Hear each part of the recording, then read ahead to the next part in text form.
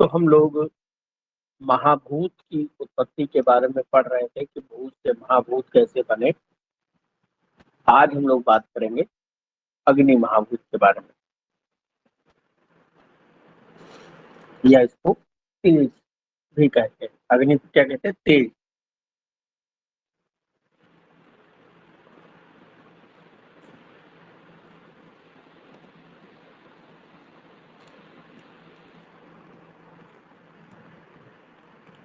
अग्नि, सबसे पहले देखते हैं उत्पत्ति कैसे होती है।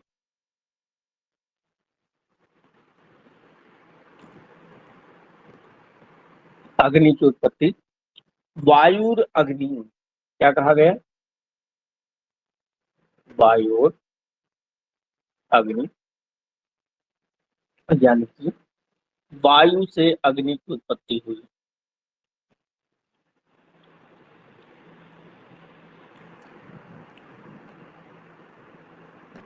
इसके लिए मैंने आपको उस दिन बताया भी था कि जब आकाश बना तो आकाश में वायु के जो अणु हैं वो बहने लगे, जिससे वायु की उत्पत्ति हुई। और जब वायु बहुत तेज बहती है तो उसके अणु आपस में टकराते हैं, और जब कोई दो चीज आपस में टकराते हैं तो वहां एनर्जी उत्पन्न होती है, अग्नि उत्पन्न होती है। तो उनके रगड़ से, दो वस्तुओं के जैसे रगड़ होती तो उससे अग्नि की उत्पत्ति होती है। तो इस प्रकार हम देखते हैं कि वायु से अग्नि महाभूत उत्पत्ति होती है। इसके गुण देखें।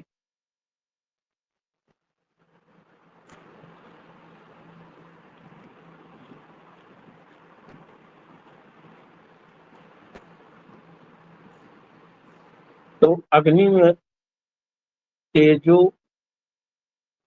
रूप स्पर्श व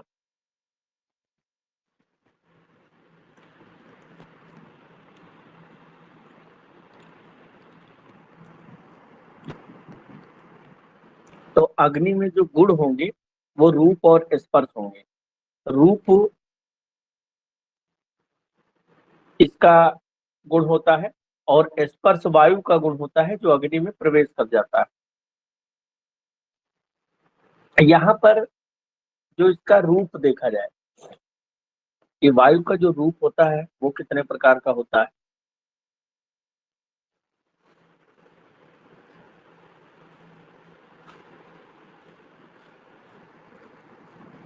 और वायु का स्पर्श कैसा होता है? उष्ण स्पर्श होता है, गर्म स्पर्श होता है।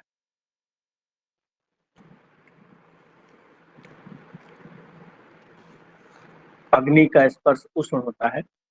इसके अलावा अग्नि का जो रूप होता है वो भास्वर शुक्ल।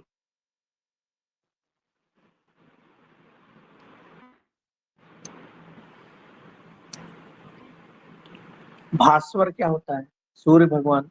शुक्ल मतलब सफेद। तो अग्नि का जो रूप होता है तो वो भास्वर शुक्ल, यानी कि सूर्य के समान अग्नि जो होती है वो तेज होती है।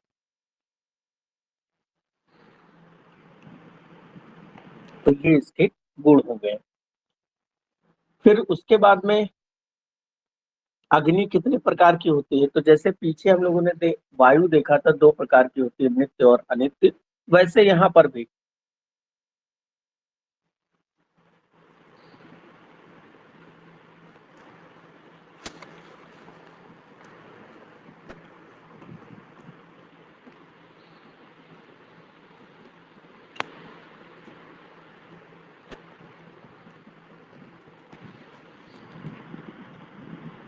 नित्य और अनित्य। नित्य के बारे में हम लोग जानते हैं कि जब कोई परमाणु रूप में रहता है एटम में, क्योंकि एटम को और ज्यादा तोड़ा नहीं जा सकता है। नित्य का मतलब होता है जिसको खत्म न किया जा सके, तो वो नित्य हो गया। अनित्य रूप में अग्नि जो होती है वो तीन प्रकार की होती है अनित्य रूप में। एक होती है शरीर, दूसरा होता है इंद्री, और तीसरा होता है विषय। विषय तो इसमें जो शरीर,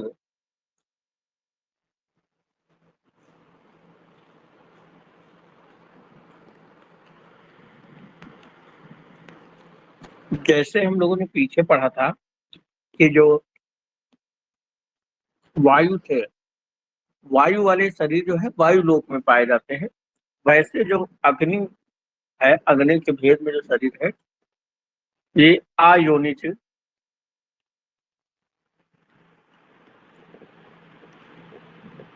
आदित्य लोक।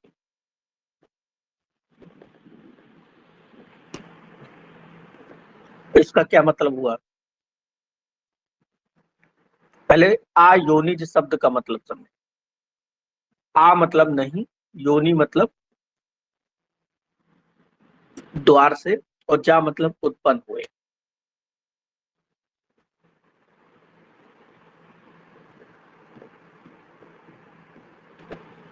आ योनिज, आ का मतलब नहीं, योनि मतलब योनि से, या मार्ग, और जा का मतलब उत्पन्न। तो जो योनि मार्ग से उत्पन्न ना हो उसे अयोनिज कहते हैं। अब आप लोग के दिमाग में प्रश्न आ रहा होगा कि योनि बिना योनि के कैसे कोई उत्पन्न हो सकता है? तो कई बार देखिए, पुराने समय में साधु सन्यासी साधना करते करते मंत्र पढ़ते थे और किसी को उत्पन्न कर देते, राक्षस को या देवता को, तो वो आयोनिज ही तो होते थे। तो जो यहाँ पर लिखा है आयोनिज आदित्य, आदित्य का मतलब होता है अग्नि।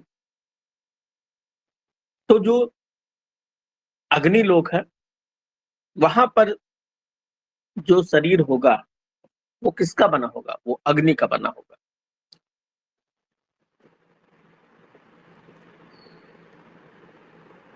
फिर इंद्री, कौन सी इंद्री ऐसी है? चक्षु इंद्री।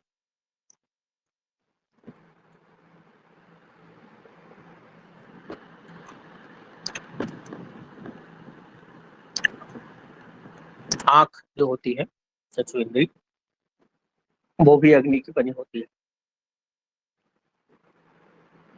तीसरा जो है विषय, और विषय में चार होते हैं।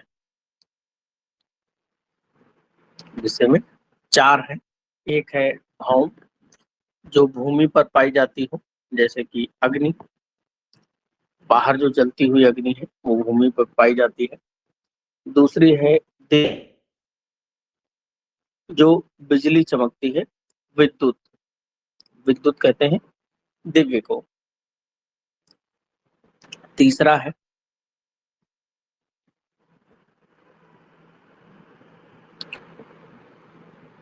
उदर, उदर मतलब पेट की जो अग्नि है, जठराग्नि।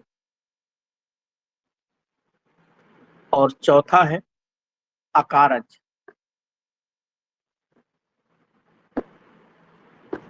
अकारज मतलब बिना किसी कारण के, जैसे कि स्वर्ण आदि में। जैसे आपने सोना देखा होगा ना आप लोगों ने, तो सोने में जो चमक होती है वो भी अग्नि के कारण ही होती है।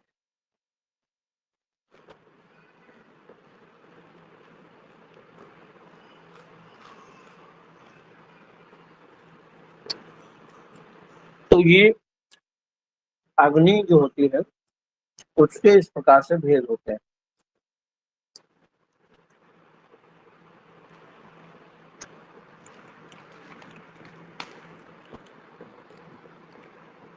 नेक्स्ट इसके गुण वगैरह देखे जाए,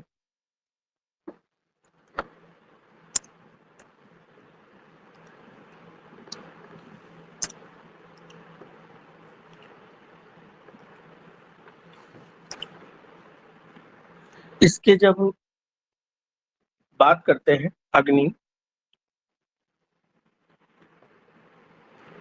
तेज जो है, तेज का स्पर्श उष्ण है। अभी पीछे हम लोगों ने बात किया तेज का स्पर्श कैसा होगा, अगर आप आग को छू लेंगे तो जल जाएंगे, उष्ण है। रूप भास्वर शुक्ल यानी कि सूर्य के समान चमकदार। और इसका नैमित्तिक गुण देखें तो द्रवत्व। द्रवत्व क्या है इसका नैमित्तिक गुण?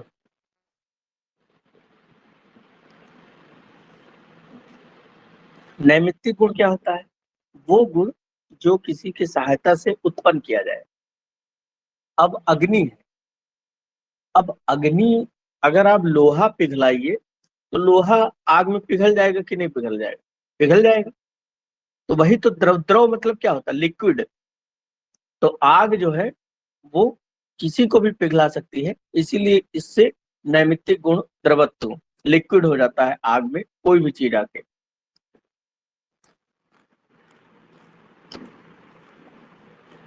इसके गुण देखे जाए,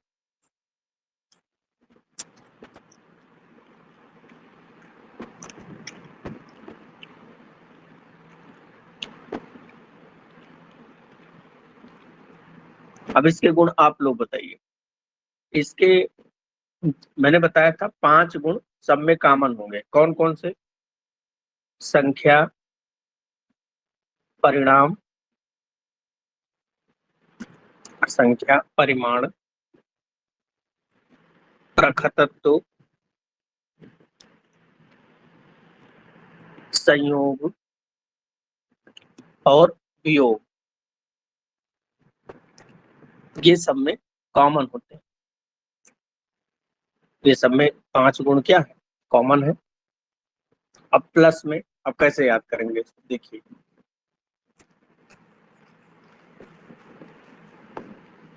अभी पीछे हम लोगों ने पढ़ा कि रूप और स्पर्श, ये गुण इसमें पाए जाते हैं, रूप और स्पर्श।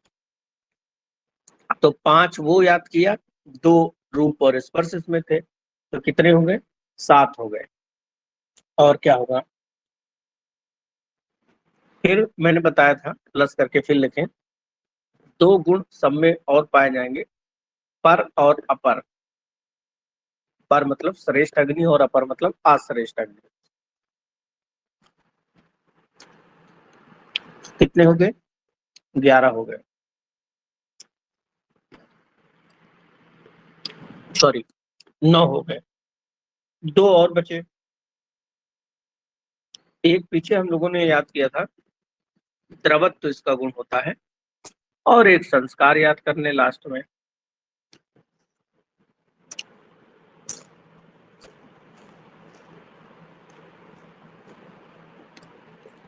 याद हो गया आपको? सोचिए 11 गुण बैठ के रटते रहते तो याद नहीं होता, लेकिन अगर हम समझ के याद करें तो कितनी जल्दी याद हो गया। समझ के कैसे याद करें? इसमें इसमें ये याद करें कि 5 गुण जो सब में कॉमन है, संख्या, परिणाम, प्रकृतत्व, संयोग और वियोग। संयोग और वियोग नहीं, विभाग है। संयोग और विभाग।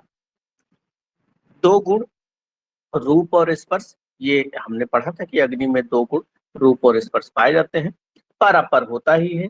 और द्रवत्व और संस्कार केवल हमको पढ़ना है, याद करना है।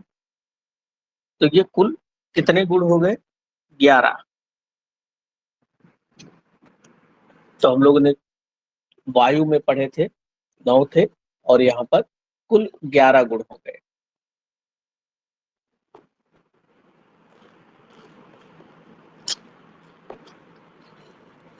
नेक्स्ट,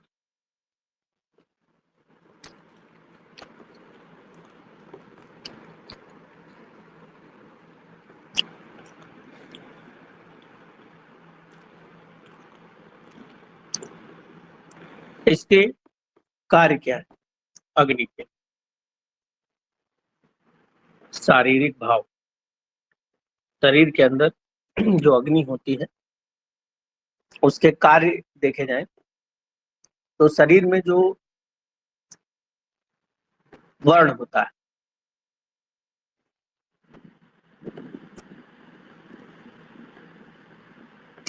रूप और रूपेंद्री, चक्षु और चक्षुरेंद्री, इसके अलावा शरीर में जो संताप होता है, यानी कि जो शरीर के अंदर उष्णता होती है, वो किसके कारण होती है? अग्नि के कारण।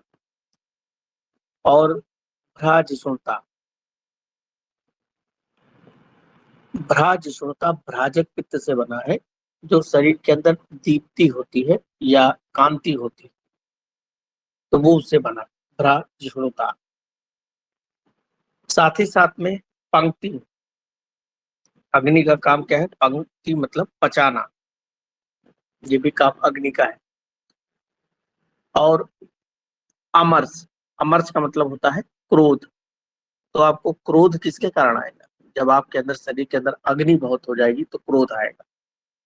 और शूरता मतलब वीरता भी अग्नि के कारण है। और आशु क्रिया, बहुत तेजी से काम करना, ये भी अग्नि के कारण ही होता है शरीर के अंदर। तो ये इसके शारीरिक भाव हो गए।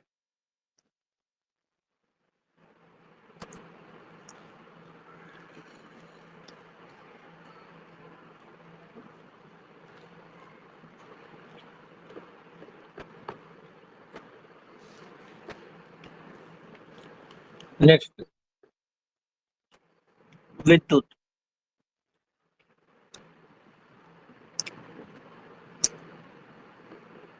विद्युत मतलब इलेक्ट्रिसिटी। विद्युत जो होता है, इसकी उत्पत्ति कैसे हुई? वी प्लस धुत प्लस क्विप,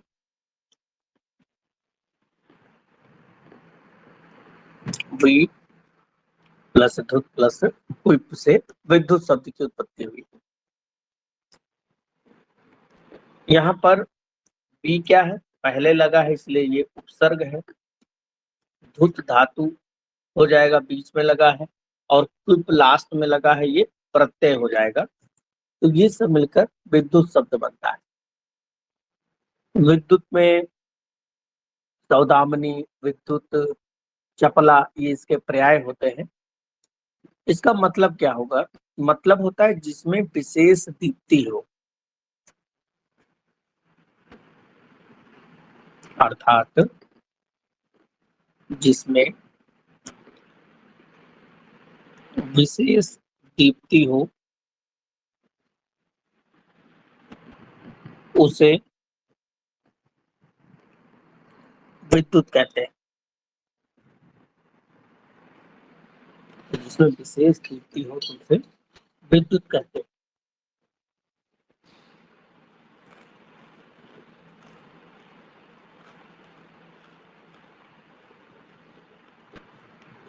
जैसे आसमान में जब बिजली चमकती है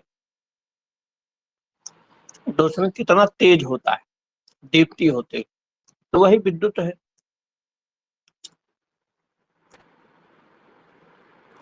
विद्युत जो होता है, कपिश वर्ण की तेज वायु बहने की,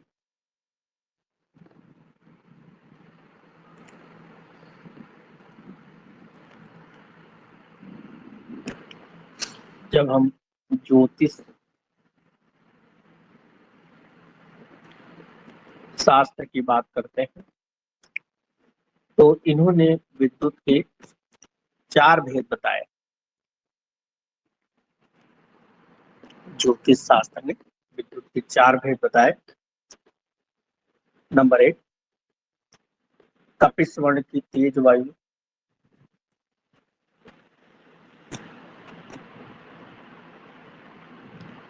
कपिश वर्ण। नंबर 2, रक्त वर्ण की विद्युत। नंबर 3, पीत वर्ण की। और नंबर 4, श्वेत। तो कपिस, रक्त, पीत और श्वेत वर्ण, ये 4 प्रकार के विद्युत का वर्णन किया ज्योतिष शास्त्र में।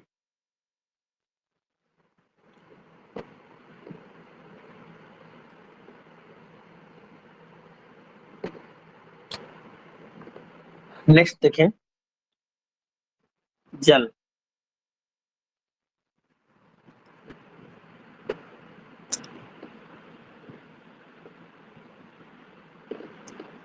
जल महाभूत, जल मतलब पानी वाला जो महाभूत है। आप,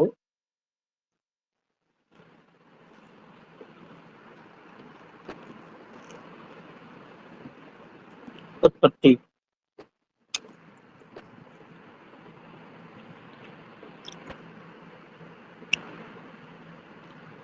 अग्नेर आपा, अग्नेर आपा यानी कि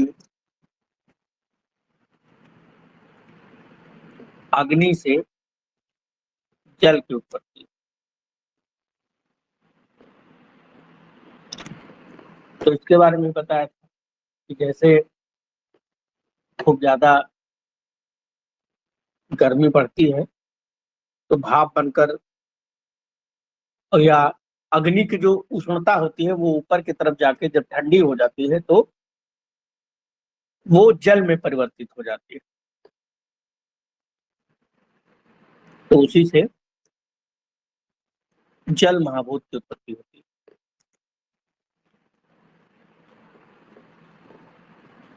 जैसे आप लोगों ने देखा होगा,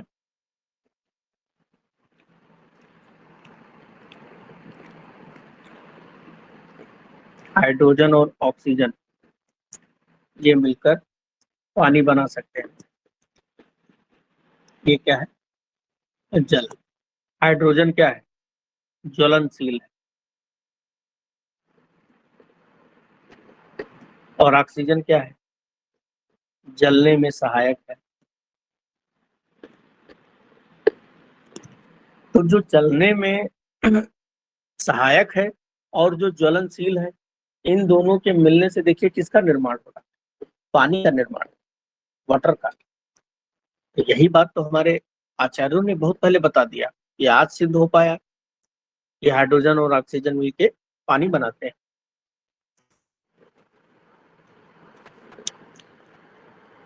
इसके हम लोग गुण देखें।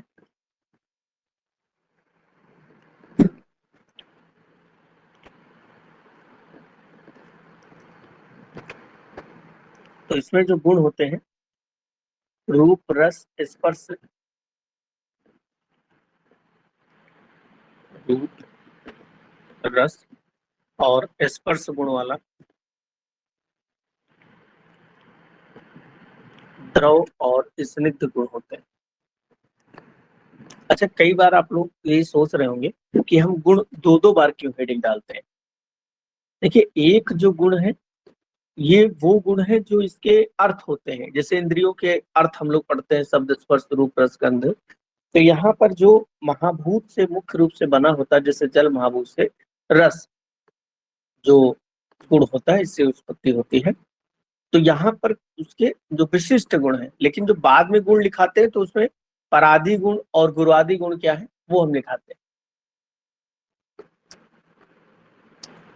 जल के बारे में देखा जाए तो जल का जो रूप होता है, जैसे पीछे हम लोगों ने देखा था कि जो अग्नि थी उसका रूप भास्वर शुक्ल यानी कि सूर्य की तरह चमकदार था। जबकि जल क्या है? ये शुक्ल वर्ण। शुक्ल का मतलब होता है श्वेत वर्ण का होता है, शुक्ल वर्ण का होता है। रस कैसा होता है?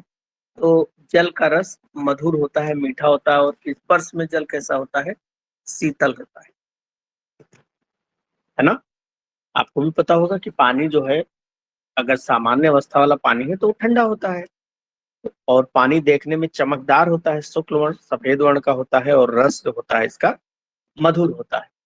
ये इसमें गुण पाए जाते हैं। इसमें इसमें जो ये दोनों गुण हैं, द्रवत्व और स्निग्धता, ये दोनों गुण इसके सांसिधिक गुण है।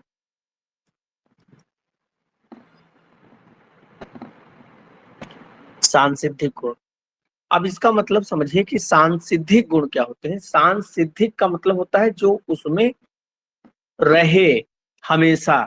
तो द्रव यानी कि लिक्विड, जो अगर कोई वाटर है तो वो हमेशा लिक्विड रहेगा। स्निग्ध मतलब चिकना होगा, उसमें स्नेहता होगी। तो ये दोनों गुण हमेशा रहेंगे जल में, तो यही सांसिधिक गुण है। इसके जब हम भेद के बारे में बात करें तो जल महाभूत, फिर से वही नित्य जो होता है वो परमाणु रूप में, और दूसरा होता है अनित्य। अनित्य जो होता है ये कार्य रूप, कार्य रूप में अनित्य होता है। और इसके फिर से तीन भेद होते हैं। शरीर विषय,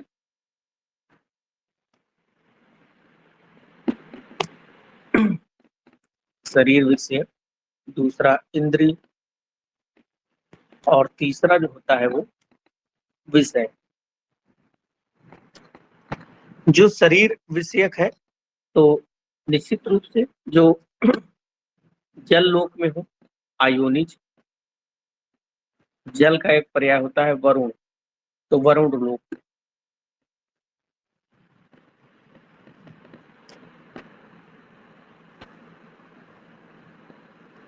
वरुण लोक में, ठीक है।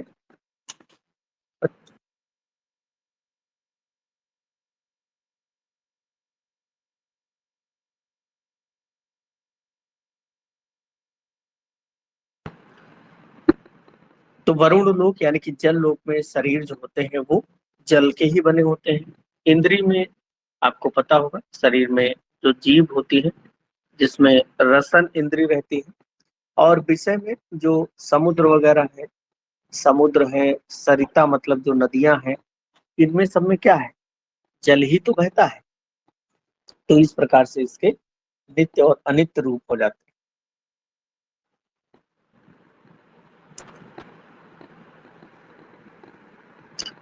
फिर उसके बाद में, लेकिन अगर हम सुश्रुत की बात करें तो आचार्य सुश्रुत ने जल के बारे में बताया कि जल जो है सत्व और तम गुण प्रधान है।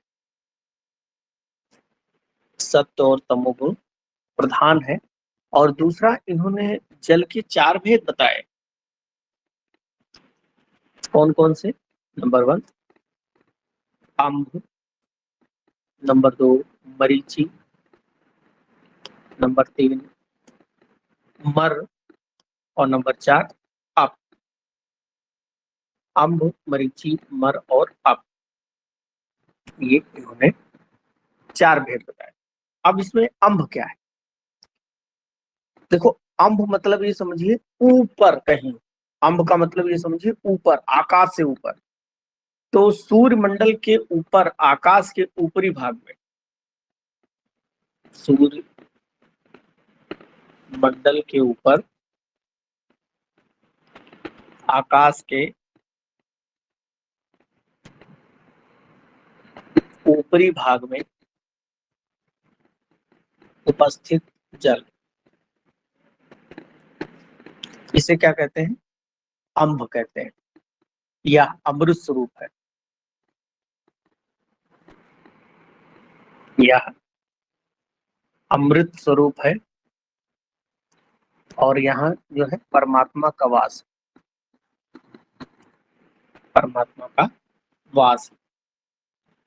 तो देखो, इसको याद बहुत जल्दी कंफ्यूज हो जाता है, बहुत जल्दी भूल जाता है कि अम्ब क्या है, मरीचि क्या है। अम्ब मतलब सूर्य ऊपर, अम्ब ऊपर चले जाओ सूर्य मंडल के ऊपर।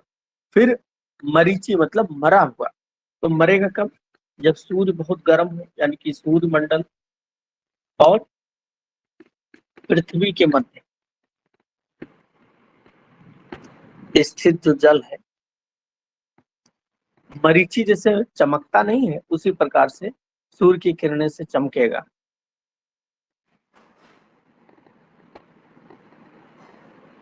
क्योंकि क्योंकि सूर्य भगवान को भी माली, मरीचि का मतलब माली कहा गया है, अग्नि का धारण करता है, या मरीचि जो होता है अग्नि का धारण करता है, आता है। आग्नेय सोम तत्व है,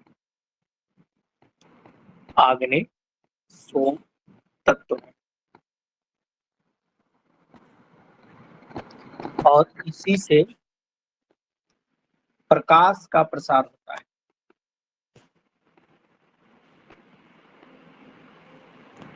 इसी से प्रकाश का प्रसार होता है। जैसे आप कभी ये महसूस किए होंगे कि अगर पानी से कोई लाइट निकाली जाए, जैसे आप टॉर्च लीजिए और पानी पे डालिए, तो क्या होगा, वो पानी से निकला हुआ जो प्रकाश है वो फैल जाएगा और तेज हो जाएगा।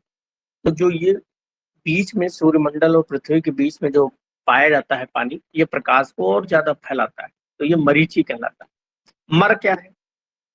मर मतलब पृथ्वी पर स्थित जल,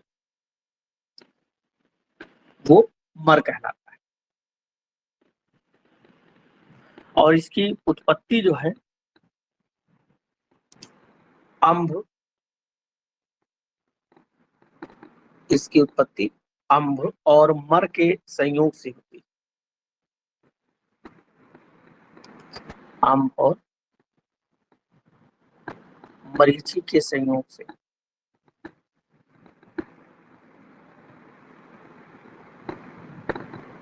अम्भ और मरीचि के संयोग से उत्पत्ति होती है मर के।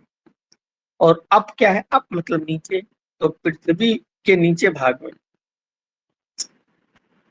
पृथ्वी के नीचे भाग में स्थित जल क्या कहलाता है? अप कहलाता है। तो इस पे बहुत हमेशा लगभग क्वेश्चन पूछा जाता है कि ये कितने होते हैं, अम्भ मरीचि मर और अप। इसके गुण देखें तो 14 गुण होते हैं जल महाभूत के। 14 गुण कैसे याद करेंगे?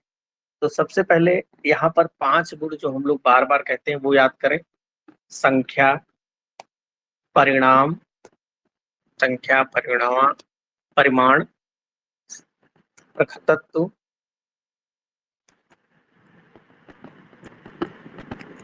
संयोग, विभाग, ये 5 गुण कॉमन होंगे।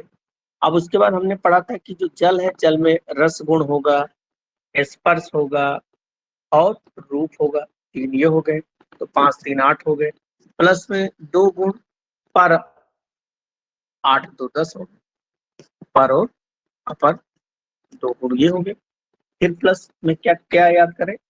फिर हमने अभी क्या पीछे बताया था कि इसमें द्रवत्व पाया जाता है, स्नेह, तो द्रवत्व गुण, स्नेह गुण पाया जाता है, स्निग्धता जो कहते हैं, द्रवत्व हो गया, स्नेह हो गया।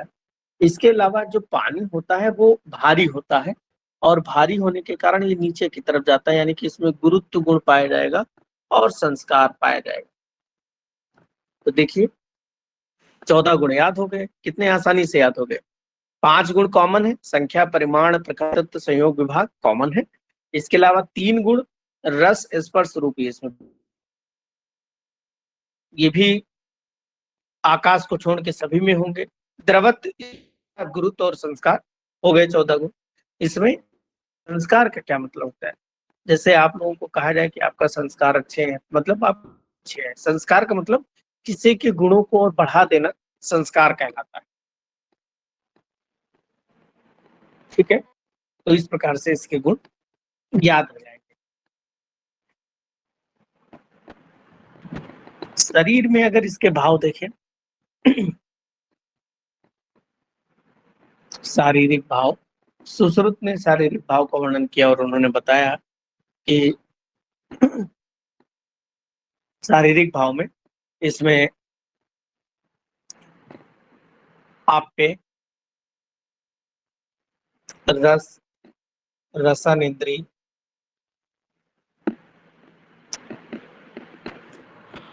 और शरीर के अंतर्गत आने वाले सभी लिक्विड, शरीर के अंतर्गत सर्व, द्रव, समूह, मतलब सभी जो लिक्विड वाले समूह है, इसके अलावा गुरुता, भारीपन शरीर का, शीतलता, शैत्य जो होता है शरीर में, शीतलता, स्नेह जो शरीर में है, और शुक्र, ये सब जल महाभूत के कारण है। फिर है पृथ्वी निरूपण। पृथ्वी महाभूत, तो हम लोग 4 महाभूत पढ़ चुके हैं। लास्ट महाभूत है पृथ्वी महाभूत।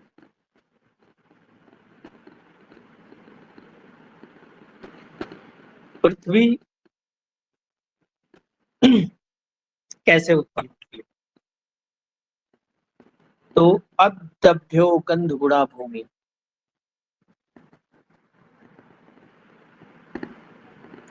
उत्पत्ति में बताया गया।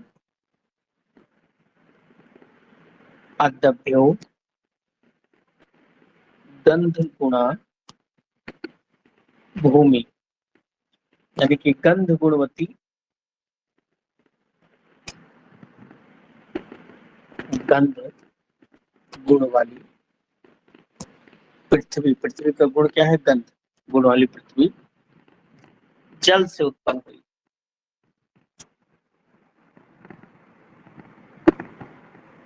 तो जल महाभूत से उत्पन्न होती है।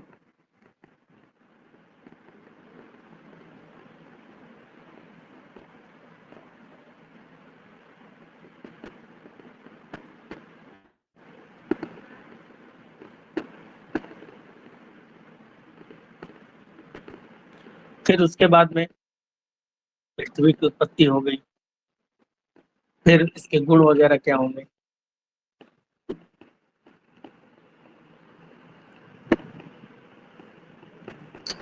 तो इसके 5 गुण विद्यमान होते हैं।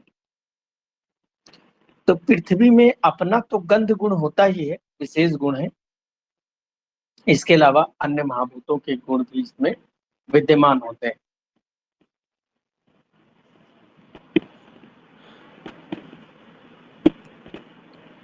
रूप रस, रूप रस, गंध और स्पर्श गुण वाली पृथ्वी होती है।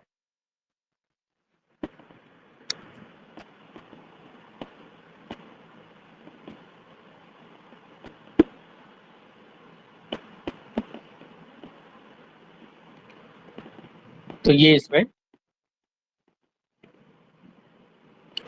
आकाश के जो गुण होता है शब्द, वो कहीं पर भी नहीं होता, किसी भी महाभूत में नहीं होता है।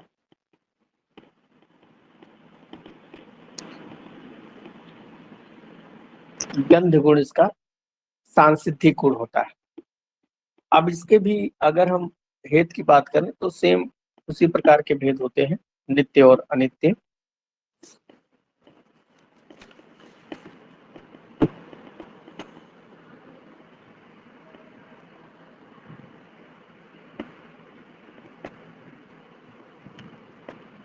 नित्य और अनित्य। नित्य जो है वो परमाणु रूप में, और जो अनित्य होता है यानी कि जो नष्ट हो, क्योंकि कार्य कोई होगा वो नष्ट भी होगा, तो कार्य रूप में ये नष्ट होता है। फिर कार्य रूप में क्या है? फिर से शरीर, इंद्रिय और विषय।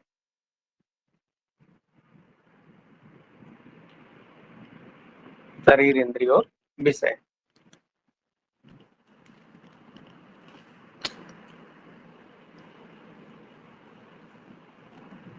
ये चीज देख लें कि पृथ्वी का जो रूप होता है वो आभास्वर स्वरूप।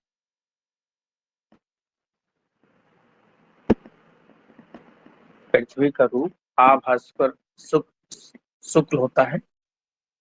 और इसमें पृथ्वी में जो गंध होती है वो 2 प्रकार की होती है, सुरभि यानी कि सुगंध, और आसुरभि। सुरभि और आसुरभि ये होता है। और रस यहाँ पर 6 होते हैं, मधुर, अम्ल, लवण, कटु, तिक्त, कसाय।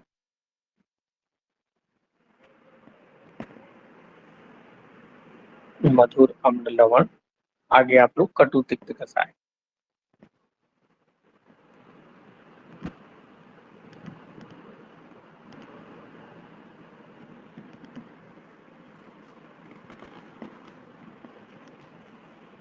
फिर हम लोग इसमें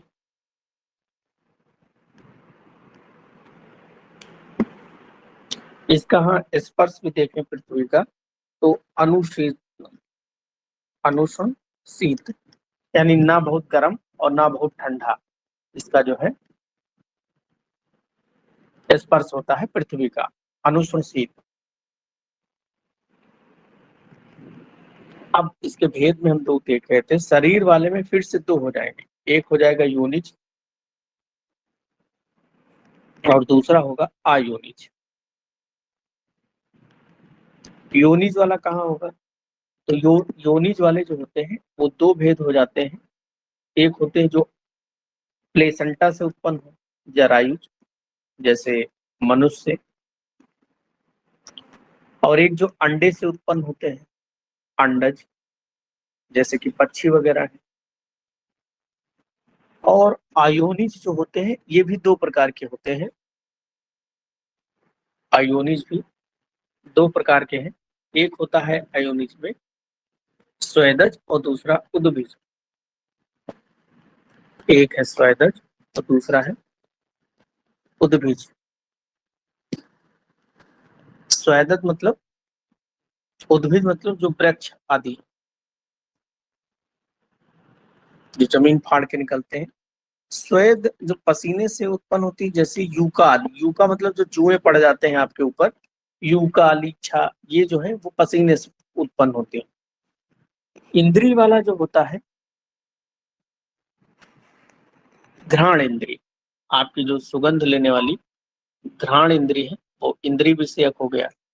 और विषय वाला लास्ट में क्या होता है?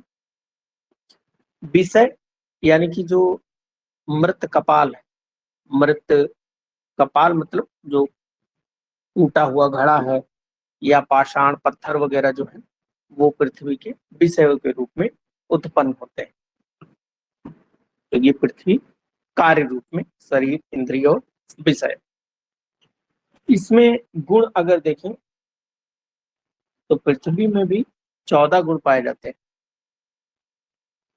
पृथ्वी महाभूत में 14 गुण, फिर से हम लोग बहुत आसान तरीके से याद करें। 5 जो कॉमन है, संख्या, परिमाण, प्रखतत्व, संयोग, विभाग, और इसके अलावा क्या बताया था?